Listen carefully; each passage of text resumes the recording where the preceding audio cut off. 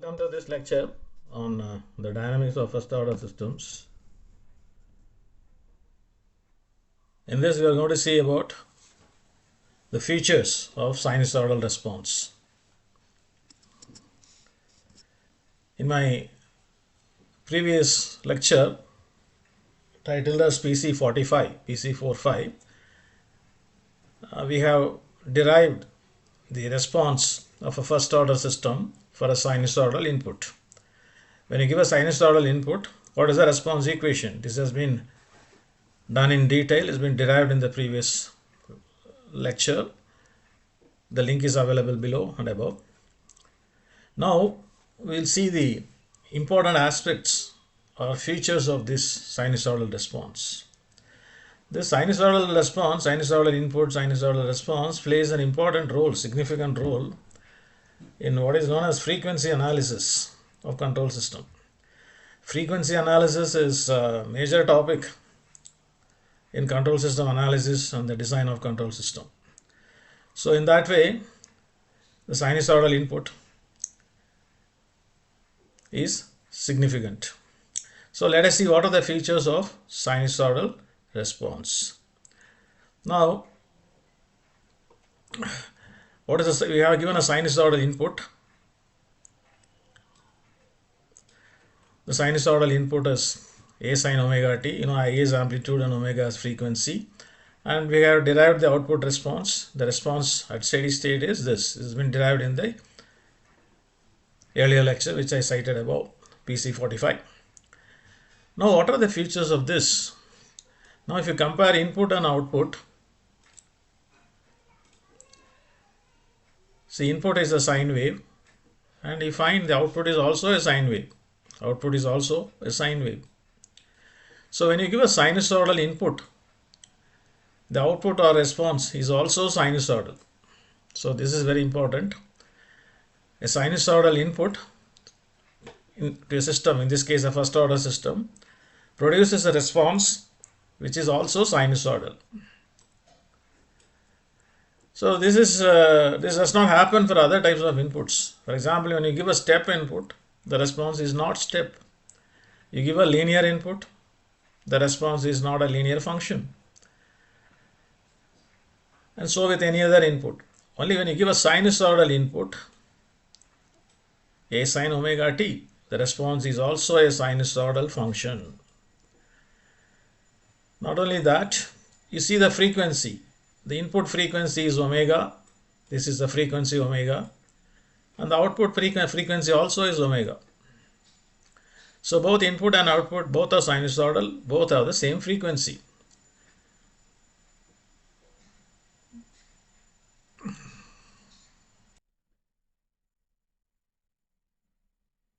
So sinusoidal input produces an output response which is also sinusoidal with the same frequency as that of the input.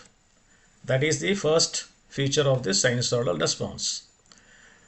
Then next, what is the difference between, any difference between input and output?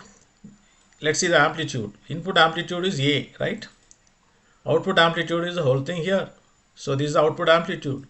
So you find the amplitude of the output is different from the amplitude of input. Even though both are sinusoidal, their amplitudes are different. So that is the next point.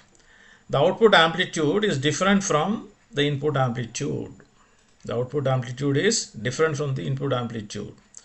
The ratio of the output amplitude to the input amplitude is known as amplitude ratio, AR. So AR is a commonly used term in what I said as frequency response analysis later on in the analysis of control systems. So it is introduced here. AR is the ratio of output amplitude to input amplitude. AR equal to output amplitude divided by input amplitude. Output amplitude is this. This is output amplitude. And input amplitude is simply A. So the ratio is A and A cancels. You get K by omega square. So K by root of 1 plus omega square tau square. So that is the amplitude ratio, commonly known as AR. And you find if suppose K is 1, like in thermometer. For thermometer we know K is 1. So if K is 1, the AR will be how much? 1 by something, 1 by root. It will be less than 1. AR will be less than 1 if K is 1 or even if k is less than 1 also, if k is 1 or less than 1, the AR will be less than 1 for all frequencies greater than 0. So this is another point to be noted, right?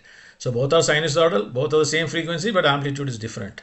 And what else is different? You find this term sin omega t plus phi as against sin omega t in the input. So this means there is a phase difference phi. This means there is a phase difference phi. It's a phase difference phi. It's a phase difference phi between the input and output.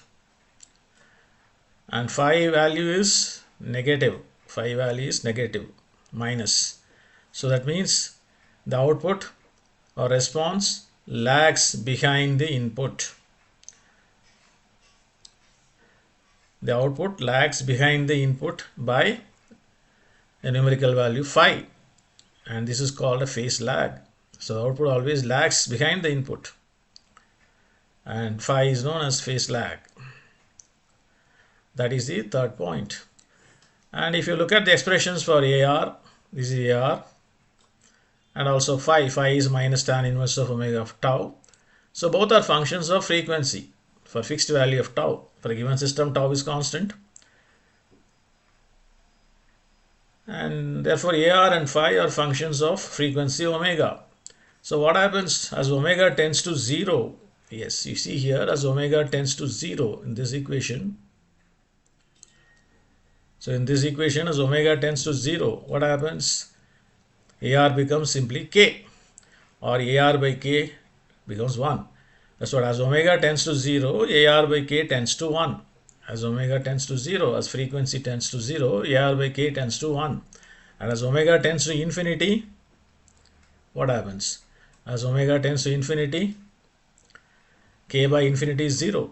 So as omega tends to infinity, AR tends to 0. So this is a range for AR. AR ranges from 0 to k, or AR by k. AR by k ranges from 0 to 1. Now what is the range for phi? Phi is minus tan inverse of omega tau. So if you put omega equal to 0 here, tan inverse of 0 is 0, right? If you put omega equal to infinity, tan inverse of infinity is 90 degrees. So phi phase lag varies from 0 to 90 degrees. As omega tends to 0, phi tends to 0. As omega tends to infinity, phi tends to minus 90 degrees. So this is a range for this is a range for AR and phase in the entire range of frequency. Entire range of frequency is 0 to infinity. AR by k tends to goes from 1 to 0, and phi varies from 0 to minus 90. So the maximum phase lag is 90 degrees, and maximum value of AR is k, or maximum value of AR by k is 1. Maximum value of AR by k is 1.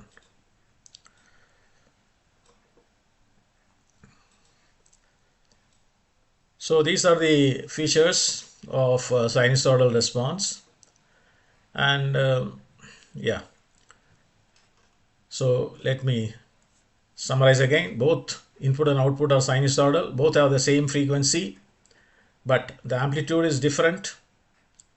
The output amplitude is different from the amplitude of the input, and the ratio is known as AR, and AR is given by this, and output lags behind the input by 5 degrees, and phi is known as phase lag, and this is a range for AR and phi. Now if you make a sketch of this, how does it look? You can see here. So this is the input. Yes, this is the input. This curve, upper curve is input, white line, and the bottom one is, and just a sketch. If upper curve is A sin omega t input, then the response will be like this. The output response is this curve, blue curve. You can see that, you can visualize from this, there are values are also there. You can see that both the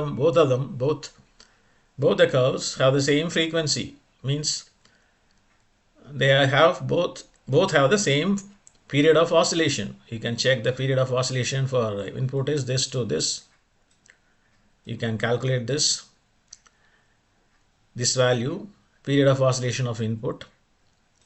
So that is approximately 3 and approximately around 13 or so. So this will be 3 here and approximately 15, maybe around approximately 12.5 or something. Same thing here. This is 6.5 and around 18, so 12. So if you read exactly, you will find the period of oscillation of both curves is same. That means the frequency of both input and output is the same. And you find there is a lag between the input and output. Ignore this portion because it starts from 0. Okay, so the input starts from 0 here and the output starts from this value. So there's a time lag, right?